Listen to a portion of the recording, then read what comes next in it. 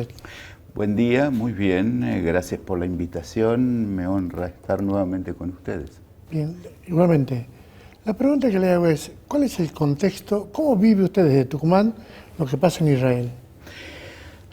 Y lo vivimos con mucho dolor, con mucha aflicción. Hoy es nuevamente 7 de este mes. Y cada 7 de mes se suma un mes más.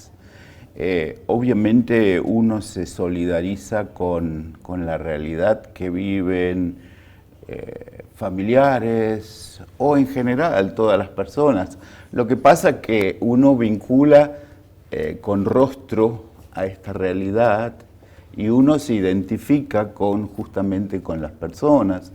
Y realmente en este último periodo, donde hubo esta liberación de rehenes, y uno escucha su padecimiento, su aflicción, su dolor, sus circunstancias, uno vive realmente con mucho dolor y con mucha pena.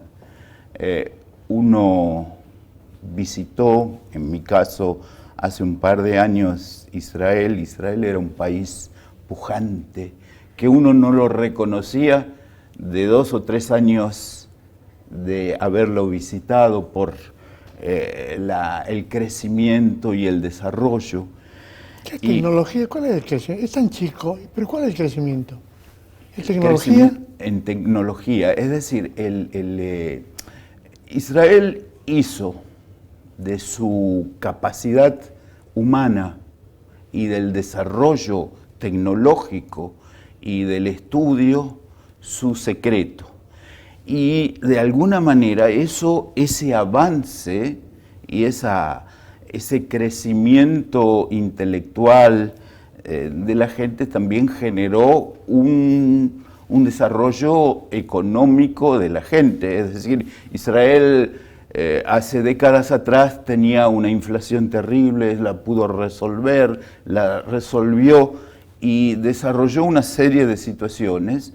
Incluso tenía y tiene, que de alguna manera también es un poco el punto del conflicto, una demanda de masa laboral para acrecentar ese proceso que incluía a las personas que vivían en la periferia, incluso no dentro del Estado, porque evidentemente que buena parte de las personas que cometieron esa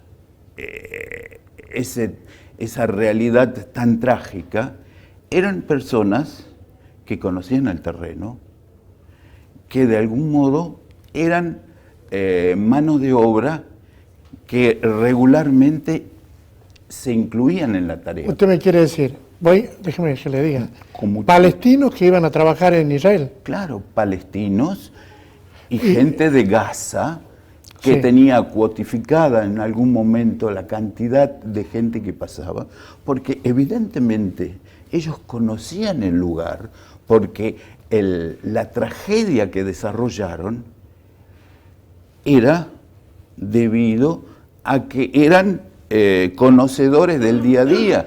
Evidentemente que no solamente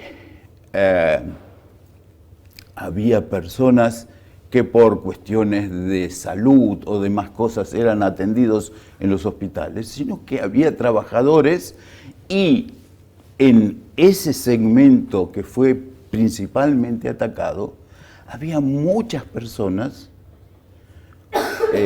comprometidas con el proceso pacifista y con la inclusión de todas esas personas, que de alguna manera probablemente hasta conocían las casas a las cuales fueron a atropellar y a generar todo ese desastre. Es por eso que de algún modo,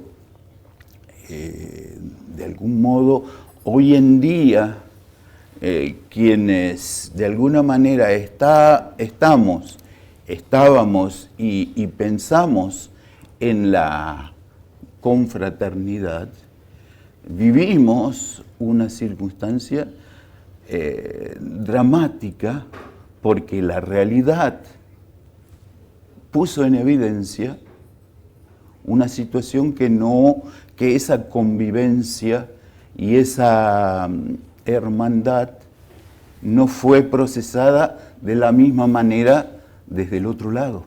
Porque una de las cosas que se planteaba, cuando estamos hablando de este crecimiento intelectual, se hablaba del nivel de seguridad que tiene Israel. ¿Qué pasó? Porque nos preguntamos lo que no lo seguimos de cerca el proceso, pero uno dice, mirá si Israel pudo hacer esto allá.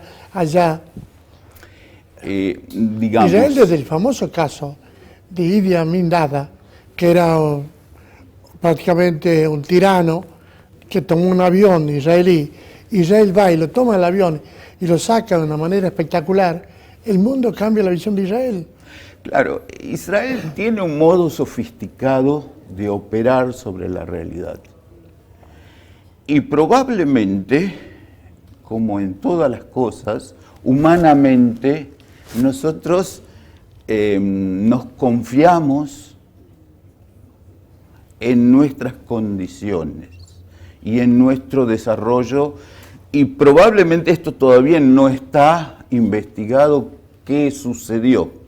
En realidad se comenta de que las personas que veían en las cámaras la situación estaban alertando de que se estaba generando algo no acostumbrado.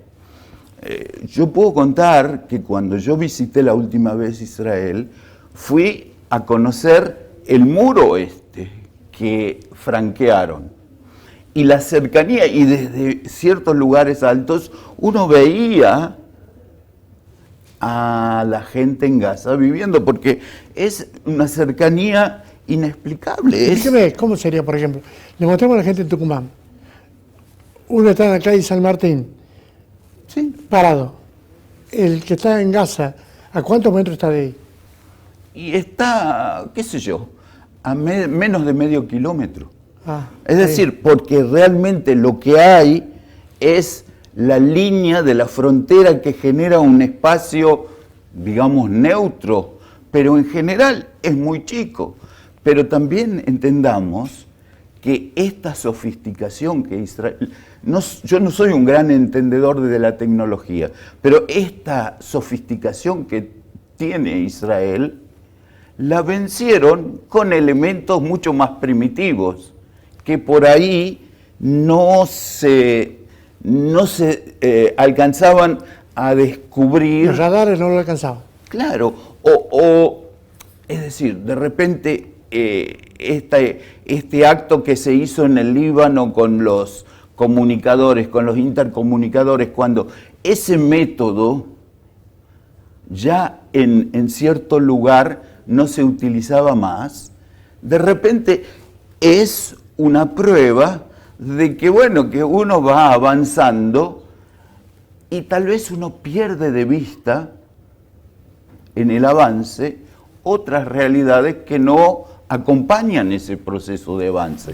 De cualquier modo, esto va a demandar, y probablemente también, es decir, esto desde mi análisis, probablemente se hayan confiado mucho en lo tecnológico y hayan reducido a la intelectualidad o a las personas de analizar lo que las cámaras traían. Sí. Mire, estuve viendo la película que ganó el mejor guión en Oscar, que hace referencia a cuando palestinos tomaron parte de la sede olímpica de los israelitas en Alemania. Sí. Y era más o menos el mismo escenario de ellos.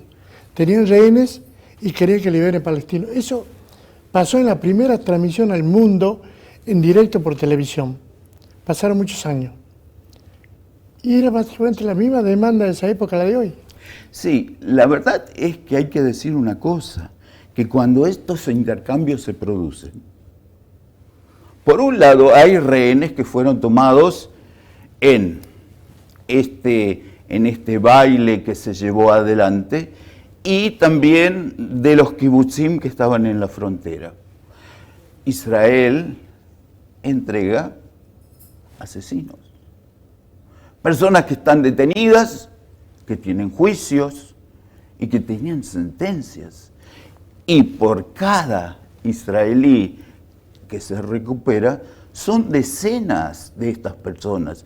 Incluso el que lideraba todo este proceso de ataque fue liberado en una situación anterior por un intercambio por un soldado, y él se convirtió en el líder de todo esto.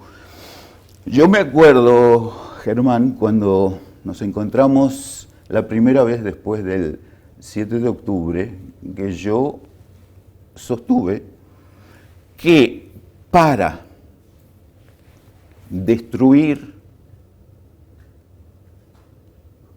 hace falta una mentalidad destructora.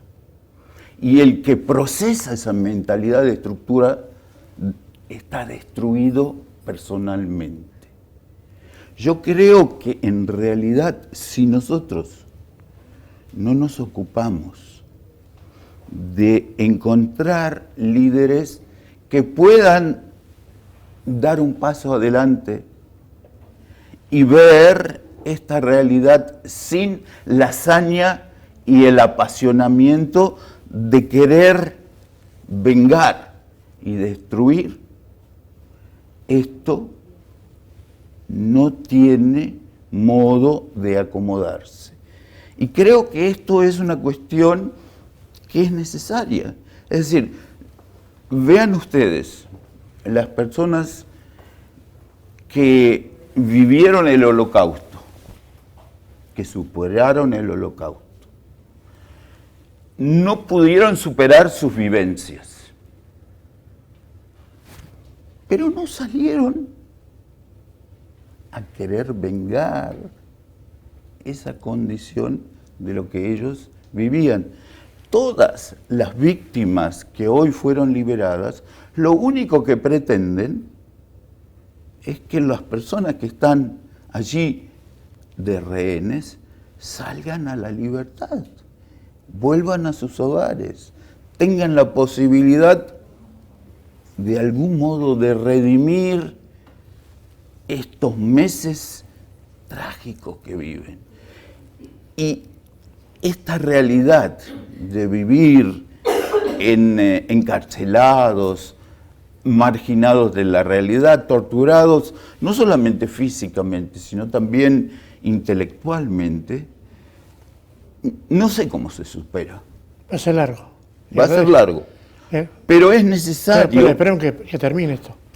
Claro, es necesario, pero también es necesario que, así como hoy lo hablamos acá, entendamos de que esto es una realidad atípica de una realidad del mundo. Es una realidad atípica de ese momento. En 30 segundos, ¿usted cree que Trump puede terminar esto? Y bueno, yo desearía que lo pueda terminar. En realidad me parece que sus métodos yo no los suscribo. Pero está visto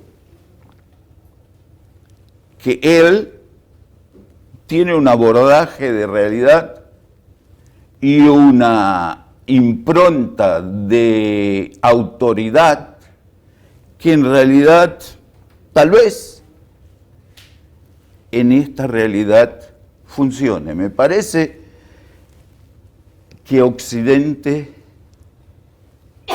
está en un caos muy severo, pero así y todo, yo me niego a resignar los principios centrales de Occidente, que es la convivencia y el desarrollo y la paz y el encuentro y sobre todo el respeto por la vida. Gracias.